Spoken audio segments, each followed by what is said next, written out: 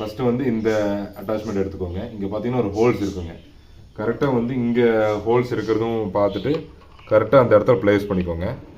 அப்புறம் வந்து இந்த எல்என் கீ இருக்குங்க. இந்த எல்என் கீ வச்சு இந்த இடத்துல லாக் பண்ணிடுங்க. உள்ளே விட்டு இப்படி லாக் பண்ணிடுங்க.